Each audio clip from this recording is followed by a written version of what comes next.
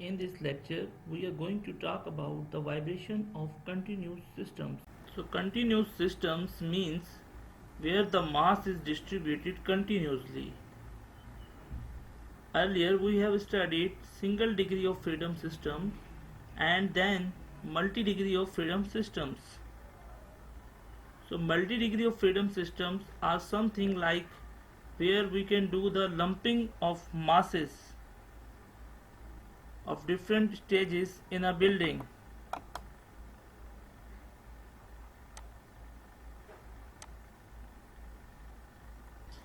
So if you take the building like this,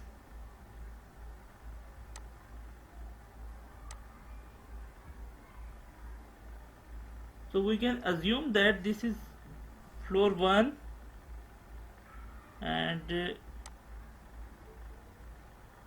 this is floor 2 and this is floor 3, this is floor 4 and this is floor 5. So slab is mostly concentrated at floor levels. Mass is concentrated at floor levels or weight is concentrated at floor levels. So we can lump the mass here, lump the mass of at this floor, lump it here at this floor, at this floor, at here, here and here. So that is how we study the multi-degree of freedom system. But in continuous system, what happens is mass is distributed continuously throughout the structure.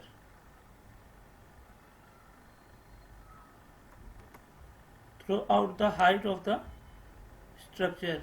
So if we will take this building as continuous, then the mass is just distributed continuously throughout this height of the structure. So for example, this cantilever beam or this building, so for that studying vibration or understanding the solution or the response to the given ground motion or wind vibration,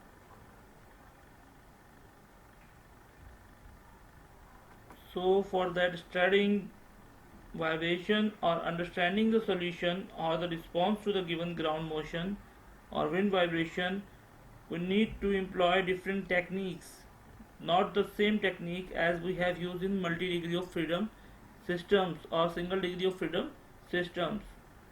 So let's understand how we find the solution for the equation of motion for continuous systems.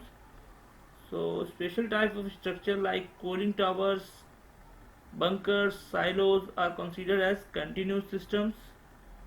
So when tall buildings like this one is vibrating, when it is vibrating, when we want to say that displacement or deformation, we need to take two variables quantities. One is at what place we are talking about and what time we are talking. So for that we need to tell, say in multi-degree of freedom systems, space can be located as first floor, second floor, third floor, fourth floor and fifth floor, like that. And the time is continuous, but in continuous system this location also is continuous, time also is continuous. So these two things we have to discuss it into the continuous systems. For understanding the vibration in continuous system, we need to study the vibration in a string. For string, it is important to know about the standing waves. If you got a medium, you disturb it, you can create a wave. That means you create a wave in a medium that has no boundaries. In other words, the medium is so big that these waves will never meet the boundary. Then there is nothing really stopping you from making a wave of any wavelength and frequency whatsoever. In other words, there is not really any naturally preferred wavelengths that are pretty good as other wavelengths. However, if you confine this wave into a medium that has boundaries, this wave is going to reflect when it meets the boundary. That means it's gonna overlap with itself, and when this happens you can create something that are called standing waves. The reason because we care about it, because when standing waves happen they select preferred wavelength and frequencies. Only particular wavelength and frequencies we can get up the standing waves. See, you give the end of string a little pluck and you cause a disturbance. That disturbance is going to move along the line.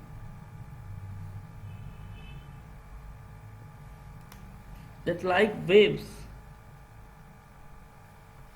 and once it reaches boundary it's gonna reflect back. It's gonna reflect back to the left. Now turns out when string hits a boundary which is fixed, in other words when it hits a node it gets flipped over. If you send a pulse down the line you see how it reflects. It got reflected upside down. That does not matter too much for the purpose which way it's gonna reflect. Instead of sending this plug in a single wave, we send it in a whole bunch of pulses. Now it's like a simple harmonic wave. Now when this thing reflects it's gonna reflect back on top of itself, but this leading edge is going to be reflect from this node as upside down, and it's gonna meet all of the rest of the waves behind and overlap with it, and it's going to create some total wave which is the sum of the y total of wave on the right plus wave on the left. You can send whatever wavelength you want and it is reflect back by itself. So there is a first mode that look like half of sine wave, has a particular frequency associated with him. But if I excite this guitar at twice its frequency, the mode shape will become one full sine wave. This running back and forth plug in a string is known as a wave propagation. It is not really vibration. Vibration is seen like knot, standing waves and things like that. So the guitar string behaves satisfy equation of motion that's called the wave equation. We are going to talk about in this lecture about the wave equation. The wave equation describes continuous system of a particular kind that support traveling waves, and so the string will both support it. If we give this string a little pluck of particular shape and let it go, little pluck will go back and forth at a particular speed c. So relationship between the speed in which things can travel in string and natural frequencies of string, we will discuss this relationship in this lecture. If you hold a string in your hand and rotate it, you will hear some noise. Noise goes up when your speed goes up, and the noise goes down when your speed goes down. So This noise is due to the vortex induced vibrations. It is due to the so that result in a phenomenon is called a flow induced vibration. So let's see that what is this vortex induced vibration is also known as VIV, is affected to different branch of engineering fields, from cables to exhaust pipe arrays. That is very important when structures near to coastal areas because of the tide and high wind speed directly entangle with the structure. Vortex induced vibration is important to building structures as well as moving solid bodies. There are plenty of examples in the vicinity that was designed and built considering the vortex induced vibration effects. Basically, VIV is strongly important to slender structural components like towers that had lower cross sectional areas relative to the height of the offshore platforms, bridges, heat exchangers, marine cables, towed cable pipelines, and also many hydrodynamic based applications is affected with the vortex induced vibrations. Most of the time, the structure gets failed because of the fatigue failure that is happened due to the cyclic loads. VIV produce unsymmetrical forces along the vibrating axis cause for the fatigue failure. There are some engineering applications that collapse due to VIV effect. These flow induced vibrations are known as vortex induced vibration VIV. So these are very harmful, like the disaster in 1940. Bridge collapsed due to this vortex induced vibration caused it to resonate, resulting in a catastrophic failure. A cylinder of diameter d is sitting still in a flow coming with the velocity u. This is the flow of air. This flow can be of the water. So what happened at the back of the cylinder? The vortex are formed. When you paddle into the water, you can see vortexes shade off the side of the shore. So first you get the positive,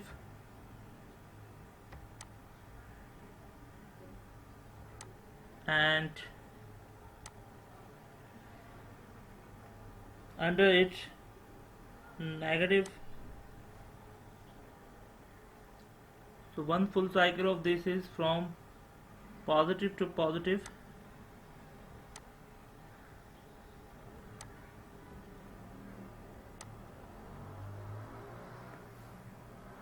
So there is a frequency to this shading, and the shading frequency is in hertz.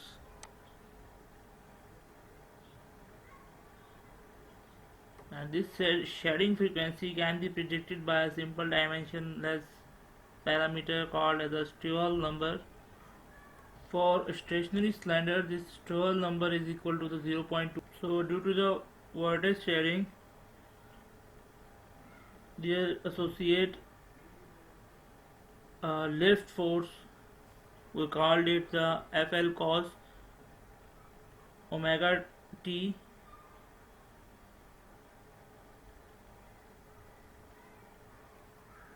So omega is the frequency of vortex shading. There is a transverse force at this frequency. So there is also an inline force which is known as the drag force. So you can write this drag force is Fd cos twice the shading frequency times. So here we have inline oscillations, as well as cross flow excitations. So due to the alternating vortex wake, positives and sometimes negative, known as a Kerman state, the oscillation in lift force occurs at the vortex shedding frequency, and oscillation in the drag force occurs twice the vortex shedding frequency. Flow induced vibration primarily apply to the big flexible cylinders in the ocean. Flow induced vibrations primarily applied to the long cables or something also in the offshore oil industry. So this is the tension leg platform. It's one of the structures that used in the offshore industries to produce oil, and one of the insides be more than 300 feet in water, weigh 20,000 tons, and what connecting it to the hold at this place are steel cylinders that are half a meter in diameter, 3,000 feet long, going vertically down, and each of them having three legs digging out and lot of tension. In fact, you pull things down into the water, it acts buoyancy force on all things in it. It puts tension on the cylinders, but now what happens that if ocean current strike these cylinders, causes vortex shedding, and it vibrates. If they vibrate over time, they can fatigue and fails. So this is the experiment that we did 1/10 scale model. Model of almost 2-inch diameter, 500 feet long scale, scale it up by a factor of 10. That will be almost 20 inch in 20-inch in diameter and 100 feet long, which is exactly the size of the drilling riser that British Petroleum have on his drilling ship. When the blowout occurs, so it's an steel pipe of 20 inch in diameter, 500 feet long, 5,000 feet long, under a lot of tension, and when ocean current comes by, it behaves just like the spring. This 1/10 scale model, when we put a big weight on the bottom of the cylinder, put it behind the boat and tow it. So there is a boat in the Pacific Ocean. So this is a spool and a test cylinder on it. When it gets lower, reddish object down in the bottom, 750-pound piece. That's the weight at the bottom. You spool this thing off lower down and you test. On top, we can measure tension, inclination, and then they also had a pin joint at the top, so it vibrates freely. Inside barrel, there is a fiber optics. Where optical fibers, in those optical fibers, there are optical strain gauges. So there are 280 optical strain gauges instrumented up and down in the pipe. So we can measure its vibration. So you are looking at the cross section of the pipe. There are two optical fibers in each quadrant,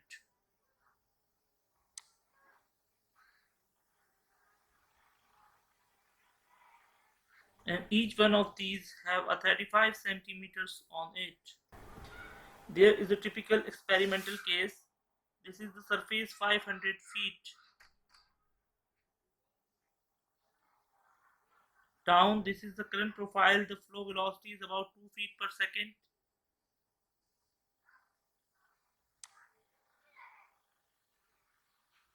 Near the surface, and up to 4 feet per second down at the bottom.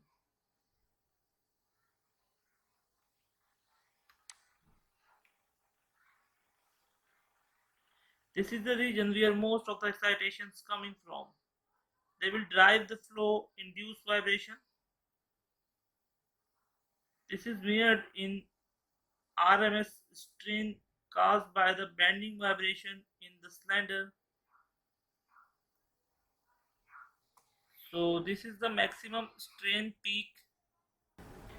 Typical response spectrum, basically frequency content at three different locations.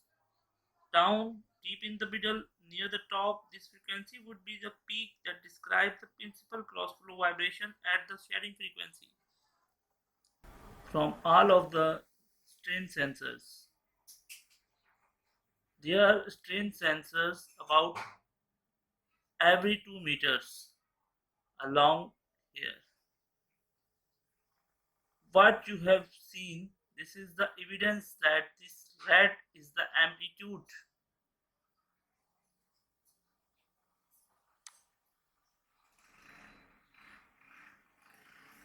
and red is the positive strain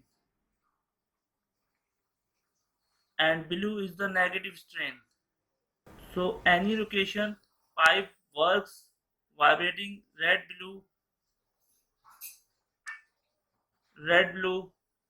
and but it's showing you they are highly correlated along the length. This is a red streak. There is a red streak. All lines up, but it's not parallel to the pipe. This is impart. This is showing you wave propagation. The behavior of the pipe is completely dependent upon wave propagations and not by standing wave vibration. So these are termly different things that short pipes. This is the picture taken from the satellite image of current in the Gulf of Mexico.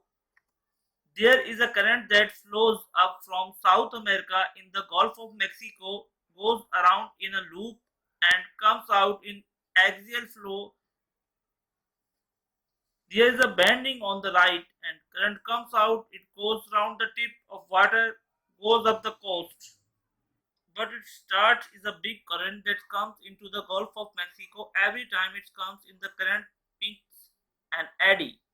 That a red circle in the middle, and it's an eddy that is many kilometers in diameter, pulls the surface currents on the order of meter per second or more, and those are the most biggest threat, causing flow induced vibration failures of the long members, those hanging off the shore structures.